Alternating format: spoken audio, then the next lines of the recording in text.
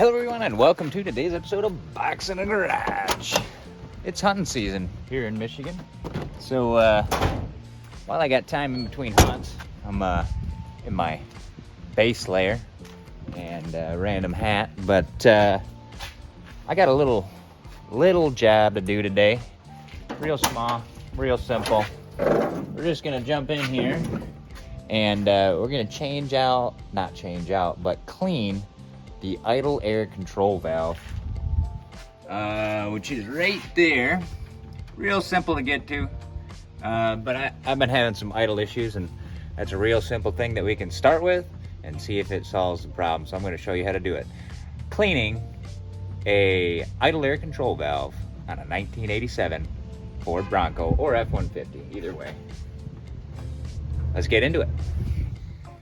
Okay, so step one's pretty standard procedure for just about any repair you're doing on the top end of these with this funky intake system. Get these intake hoses off, and that give us some room that we can reach down in there. They come off pretty simple, which is nice. Just a couple clamps, wham, bam, thank you ma'am. Now this, since it's old, be careful with the plastic. And it's Ford. And remember what I said about Ford plastic? It's been a while since you heard about it, but Ford plastic is not very good. Never has been. But now that we got that off, we're gonna take out these two. They're actually even just Phillips heads, so that makes it real easy. Or flat heads, it looks like.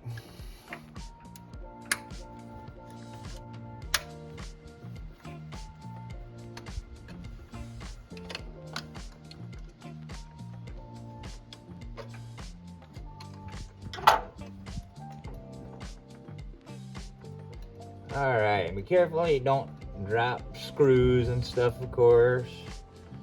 But, come on. There it comes out. Oh, that's just the actuator. Of course, John, you big dummy. Anyway, looks like it's these, are them 5/16? Yep. Oh, I'm gonna have to get a wrench.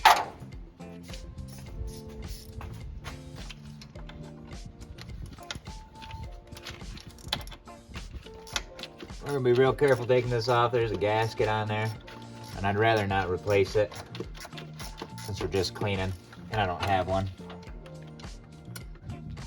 All you need for this operation is 5/16 for them hoses and 5/16 for this. On this year, of course, in this model with the 302. Of course, you probably have some things different on yours, but either way, in this era, early era fuel injection, these come out pretty easy. It's got some deposits for sure. So what we're gonna do, bring it over to the bench, and I got some electronic safe parts cleaner, that kind of stuff. And yeah, should be, well, I don't know if that's gonna fix it or not. My issue. It could also be the mass airflow sensor. But this is plenty easy to take apart. Anyway, let's get over to the bench.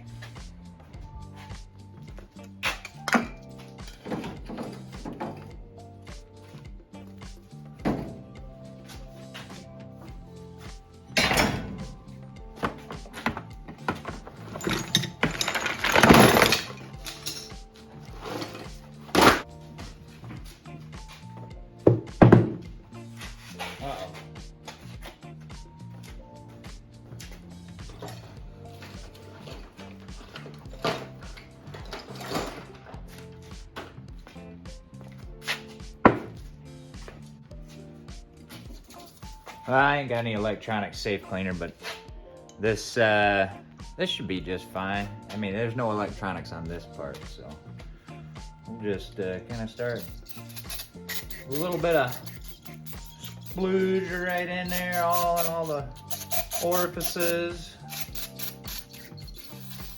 Let her get in there and just, first thing we're gonna do, just let her eat. Just let her eat. Actually,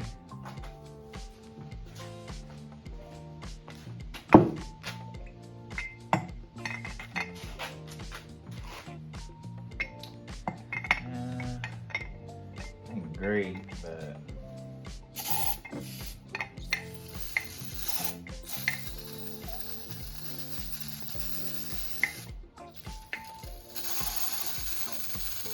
running a little low on cleaner. Well, maybe so much for soaking it.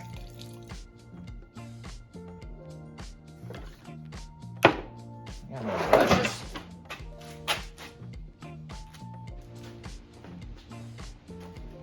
Well, I got me some pipe cleaners here.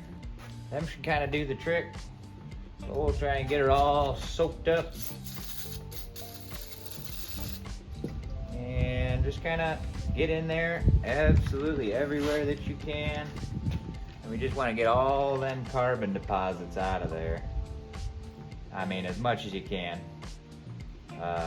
Never going to be perfect, but it's a heck of a lot cheaper than going and buying a new valve. So, just try and get all that broken up. Take your time. You know, really get in there. Just try and get this cleaned up, because you know, it's kind of part of the diagnosis thing. You know, my issue that I'm having is that at a certain only at a certain temperature, if it's hot out, the truck starts out and idles just fine. If it's really cold out, like sub-freezing, it starts up and runs just fine. But it's fall, hunting season in Michigan right now, and it's like that right in between. You know, right when it's about 40 to 60 degrees, it just decides that it wants to run for about, a minute when I start it up in the morning, and try and let it idle to warm up so I'm not cold driving to work, and it'll just shut off on me. You know, idle erratically for a little while and then shut right down. So trying to get that figured out, and you know, this is a good, simple place to start if you're having idle issues. You know, just get some cleaner, clean out your idle air control valve. Idle, control, having issues with idle control. So there you go. Step one.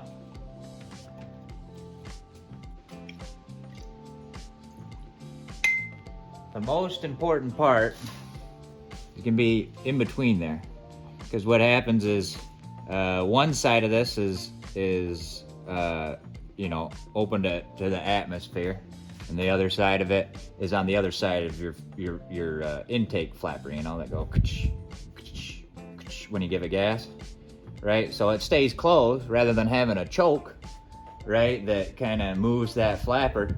That flapper stays stationary unless you hit the gas pedal. So it needs something to give it the right amount of air, idle air control valve. So really the main important part is this valve and seat in between here that is actually moved when this actuator moves. I want to make sure that that is clean and clear. And I'm also going to grab that actuator and give it a little bit of a clean. And when you're using that actuator, that's the actual electronic piece. Don't use the brake cleaner that I'm using here, the parts cleaner. You want to actually get some mass airflow sensor cleaner or electric clean, you know, some of that good stuff that ain't gonna damage your electronics. It might ruin it, but I don't think it's gonna ruin it on mine. But yours might be something different, a little more temperamental, and it might ruin mine too, but I'm just going for it today because I'm not in the mood to go and spend money at the parts store buying consumables,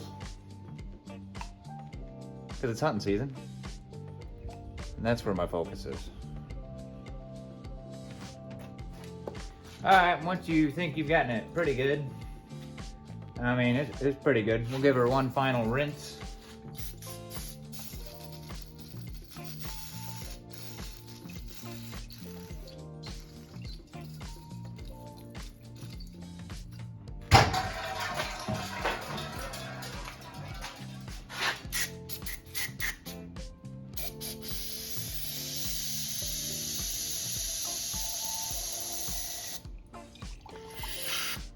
Ugh.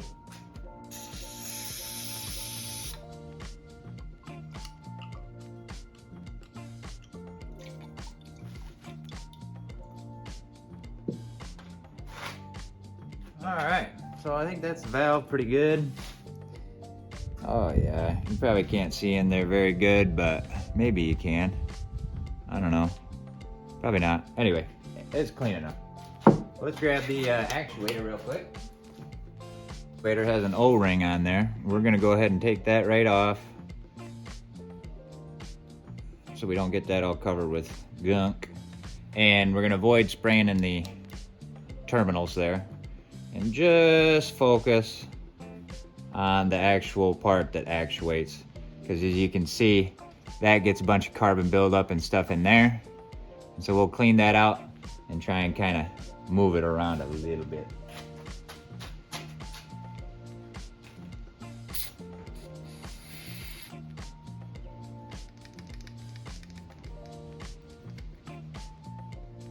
Okay, that's about it.